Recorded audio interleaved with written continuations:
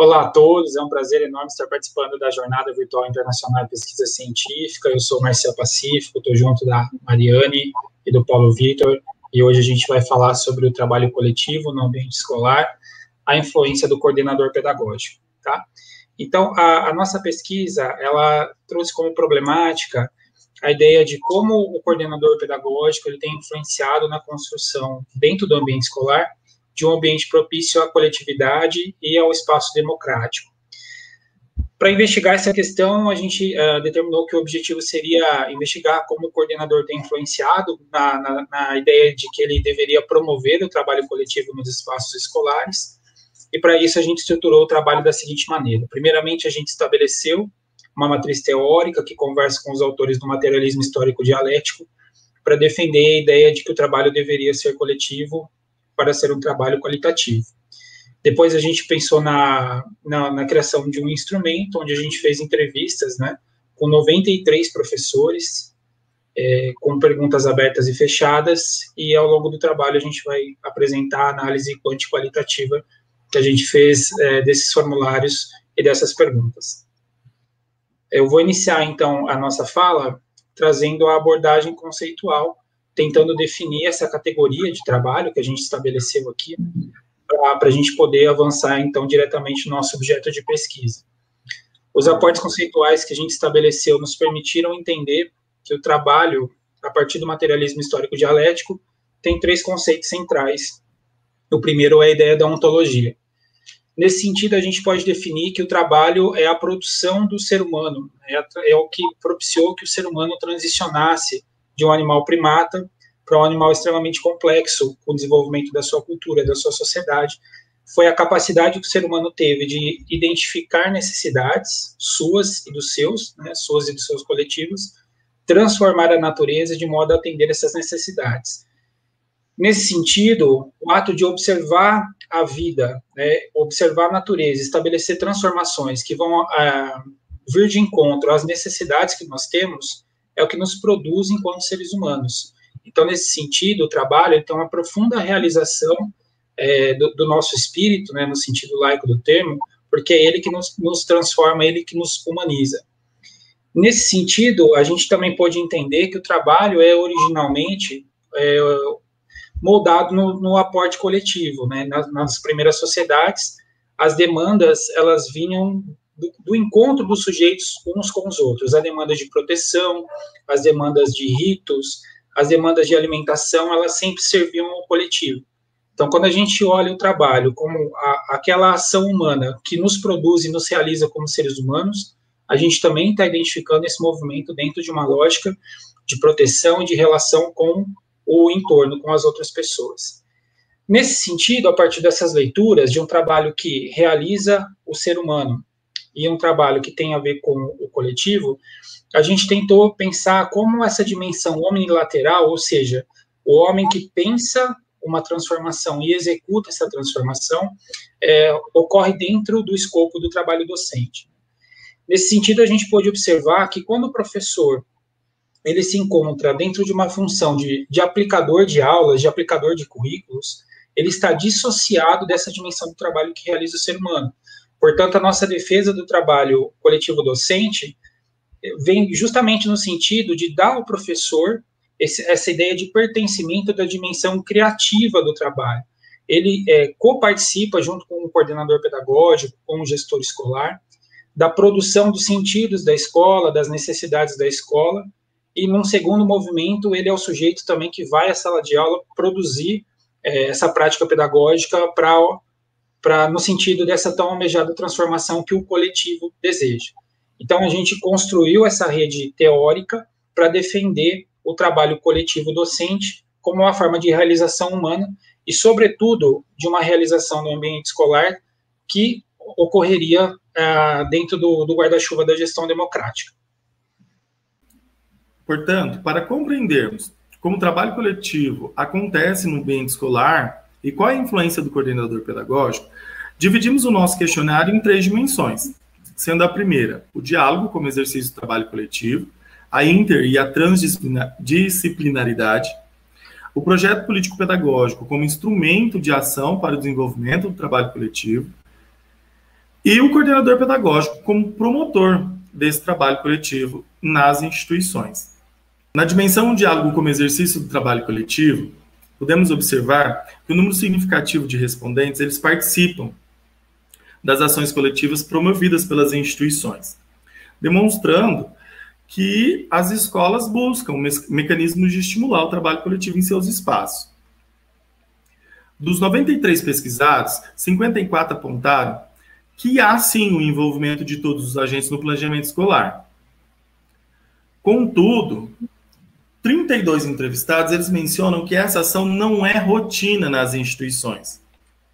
E 6 deles apontaram que nunca participaram de ações que envolvessem todos os docentes. Diante dos dados, podemos evidenciar que há uma descentralização no planejamento das ações coletivas.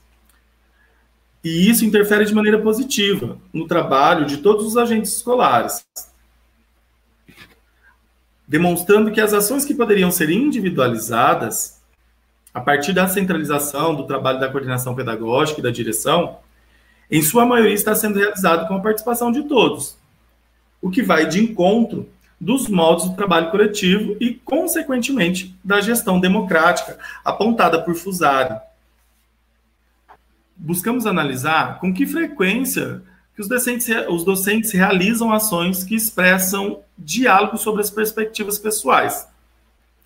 Nesse campo, a maioria dos docentes indicou que sempre ou quase sempre eles tiveram oportunidades e espaços para apresentar as suas expectativas, reflexões, dúvidas, dentre outras questões e anseios pessoais.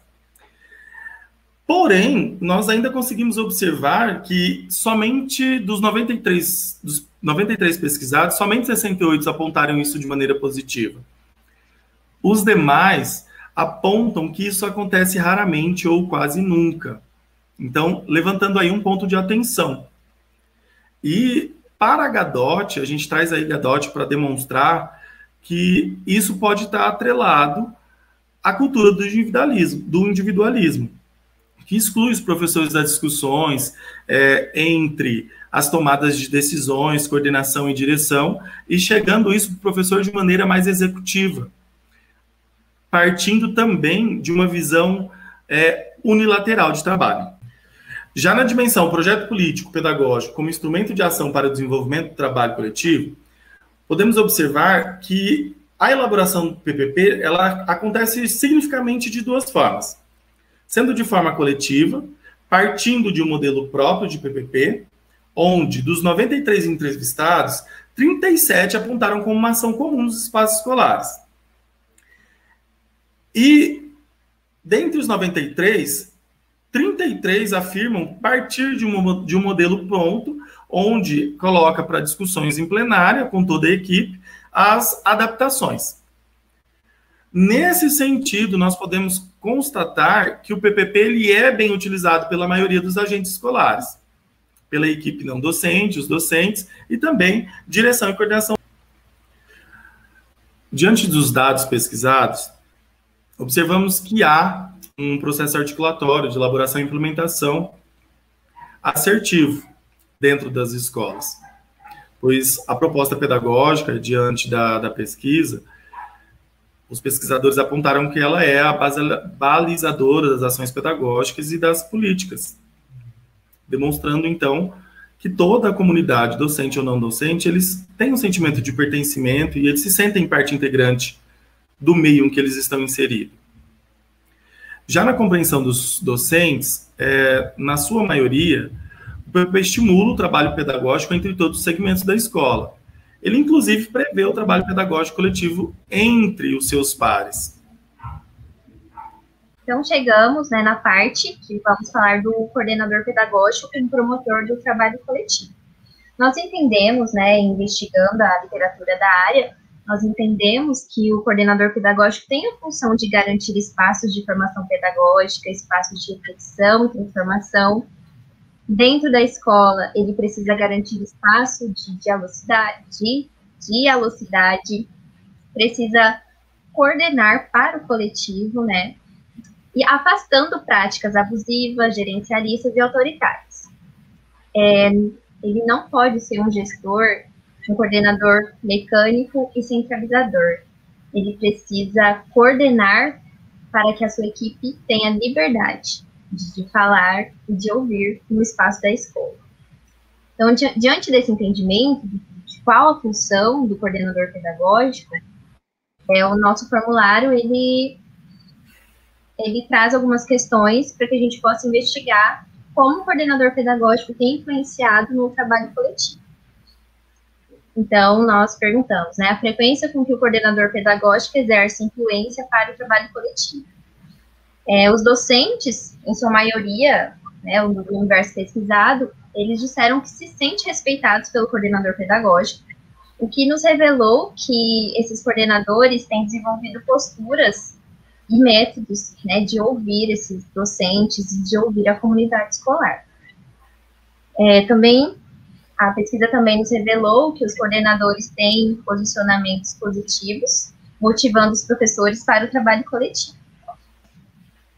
Quando perguntamos sobre a frequência com que o coordenador pedagógico oferece práticas de cunho democrático e participativo, que são reuniões onde o coordenador pode ouvir e também falar com todos, né, com os profissionais docentes e não docentes, com os alunos e também com os familiares e a comunidade, a pesquisa mostra que os coordenadores têm se preocupado, sim, em oferecer esses momentos dentro da escola, com a promoção de estudos, reflexões e análise sobre o papel da educação na atualidade, com a participação de toda a comunidade escolar. E chamamos a atenção para o fato de que o coordenador pedagógico desse universo pesquisado, os professores revelaram que ele estimula, sim, o trabalho colaborativo entre os alunos, né, e entre os docentes, e tem discutido metas educacionais com os professores e também informa sobre as possibilidades de formação continuada. O que mostra que esses profissionais têm buscado vivenciar sua real função na escola, acompanhando esse processo de aprendizagem com uma abordagem democrática. E nos faz, né, voltar na nossa literatura, afirmando que o coordenador, ele tem cumprido a sua função dentro das escolas. Porém, né, com a pesquisa, constatamos que a carga de trabalho burocrático do coordenador pedagógico, que esse coordenador assume dentro da escola, tem influenciado no seu trabalho. Então, quando o coordenador tem muita carga de trabalho burocrático, ele não consegue desenvolver o trabalho coletivo dentro da escola, isso atrapalha o coordenador. Né? Então, nós entendemos que essa carga burocrática é um limite do trabalho coletivo dentro das instituições escolares. E aí, para finalizar, né, alguns pontos chaves, a pesquisa nos mostra que a maior parte dos professores consideram que sim, nas suas escolas tem o trabalho e atividades de cunho coletivo. Também responderam que os ambientes estimulam a competição entre os professores e que em eventos específicos os professores adotam posturas individualistas e competitivas, e alguns se colocam com superioridade a outros. E sobre o coordenador pedagógico, constatamos, né, chegamos à conclusão de que sim, o coordenador ele tem tentado desenvolver o trabalho coletivo dentro das instituições, porém, a carga burocrática que o coordenador assume tem se colocado como limite para o desenvolvimento do trabalho coletivo na escola. Então, como desafios, né, essa pesquisa mostra que ainda temos que superar a cultura do individualismo, a reflexão sobre as práticas de competição, quando se trata do coordenador pedagógico, e quando se trata do coordenador pedagógico, o grande desafio é superar o trabalho burocrático que é assumido por esse profissional. Aqui a gente apresenta as referências do trabalho. E gostaríamos de agradecer a todos vocês pela atenção e até a próxima.